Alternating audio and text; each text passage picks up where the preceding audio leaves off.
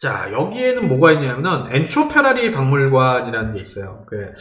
엔초 페라리 하면은 그 페라리의 그 설립자로 유명하죠.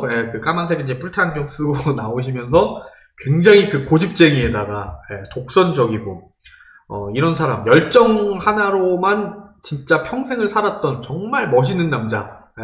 엔초 페라리를 기리는 박물관이 있는데 그 모데나를 상징하는 인물 중에 또 하나라고 얘기를 해요. 엔초 페라리가 이제 뭐 그 지경까지 올라갔는데 그 페라리의 설립자인 엔초 페라리를 기리는 그 박물관이 있습니다. 근데 여기가 아이러니한 게 페라리하고는 상관이 없다 그래요. 운영하는 주체는. 홈페이지를 들어가 보면은 마라넬로의 페라리 박물관이랑 모데나의 엔초 페라리 박물관을 같이 이제 묶은 패키지 티켓을 팔긴 합니다. 근데 운영 주체가 다른 거죠.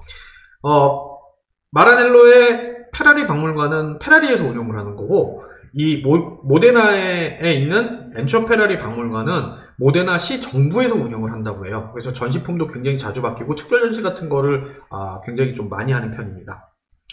그쵸. 이거 뭐 진짜 구태의연한 얘기인데, 열정 가득한 엔초 페라리의 파란만장한 일대기와 발자취를 볼 수 있는 곳. 대단하죠. 어떤 그 자동차 회사의 설립자가 엔초 페라리라고 하면은 페라리라는 세계적이고 그다음에 남자들이라면 한 번 평생 품어보고 싶은 스포츠카의 아이콘인 차를 만든 사람인데도 이렇게 추앙받을 수 있다는 거는 정말 대단한 거죠. 오히려 그 이태리 내에서는 엔초 페라리를 굉장히 그 높게 본다고 얘기를 해요. 물론 피아트의 그 아그넬리 패밀리도 굉장히 대단한데 이 아넬리 패밀리 같은 경우에는 기업가의 이미지가 강하고 엔초 페라리 같은 경우에는 정말 자동차에 자기 모든 것을 불사른 열정 그 자체로 보는 경우가 많다고 합니다.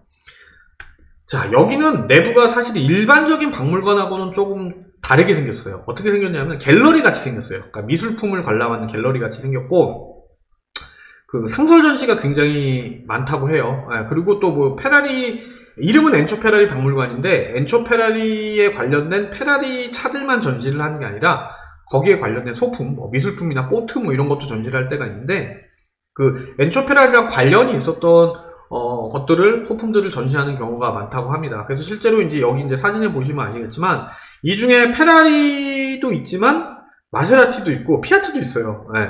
이 얘기는 뭐냐면은 엔초 페라리라는 사람, 이 사람의 모터스포츠 역사나 자동차를 개발하는 거를 그 히스토리를 봤을 때 페라리도 중요하지만 피아트나 알파로메오나 마세라티도 굉장히 중요하다라는 걸 항상 이제 강조를 하거든요. 근데 여기서 또 아이러니한 게 뭐냐면은 페라리는 항상 자신들의 역사를 얘기를 할 때 우리는 마세라티하고도 관계가 있고 피아트하고도 관계가 있고 나는 알파로메오 출신이고 이렇게 얘기는 하지만 실제로 다른 브랜드들에서는 그걸 별로 좋게 생각을 안 한다고 합니다. 별로 거론하는 것 자체를 별로 안 좋아한다고 해요.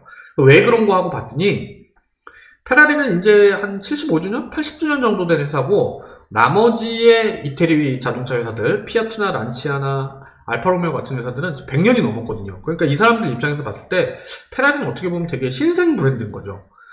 실제로 유럽의 명차를 얘기를 할 때 알파로메오하고 란치아나 뭐 이런 회사 마세라티는 빠지질 않거든요. 근데 페라리가 명차 아니면 어떤 스포츠카의 대명사로 인정받기 시작한 건 1960년대 이후부터예요. 근데 이것도 재밌는 게 뭐냐면은 다른 회사들은 유럽 중심의 유럽의 자동차들이 미국에 넘어가서 씨를 퍼뜨리고 이탈리아 자동차들이 이렇습니다 라는 걸 알렸지만 페라리는 처음부터 아예 미국 시장용 모델을 따로 만들어서 그 아주 큰 대형 시장을 먼저 공략을 하고 나중에 이제 유럽으로 돌아온 케이스라고 보시면 돼요. 그래서 그 요즘에도 나오는 모델이지만 페라리에 보면 그 캘리포니아라는 그 컴포터블 모델 있잖아요.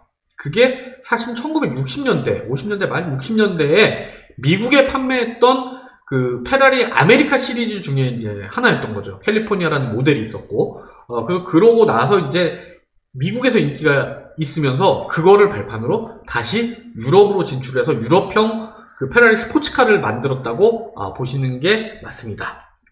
그리고 뭐 다들 아시겠지만 여기 보시면 노란색이잖아요. 이게 왜 노란색이냐면은 페라리의 그를 상징하는 컴퍼니 컬러가 노란색이에요. 이 색은 그 모데나를 상징하는 색깔도 하고도 딱 일맥상통하는 색깔이거든요.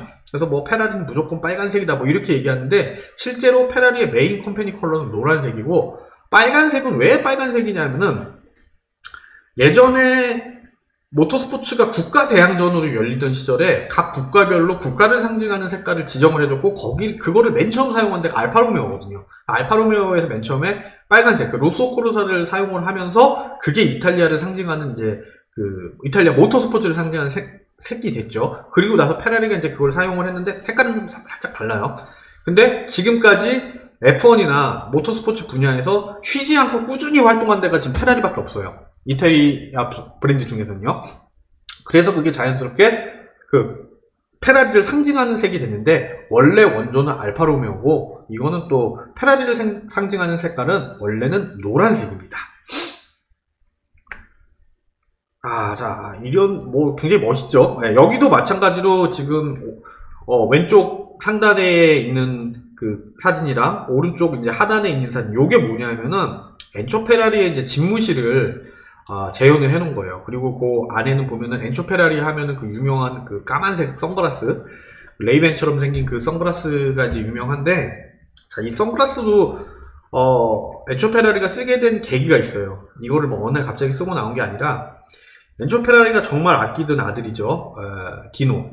이 디노는 첫 번째 부인한테서 난 아들이고 일찍 이제 요절을 하게 돼요. 엄청 아꼈다고 얘기를 하는데 엔초 페라리가 굉장히 거의 20년 가까이 두 집 살림을 했다 그래요. 왔다 갔다 하면서. 근데 이 디노가 죽고 나서 이 엔초 페라리의 성격이 완전히 바뀌게 된다고 합니다. 그래서 이제 엔초 페라리가 그때부터 자신의 감정을 드러내지 않고 괴팍한 사람이 된 거죠.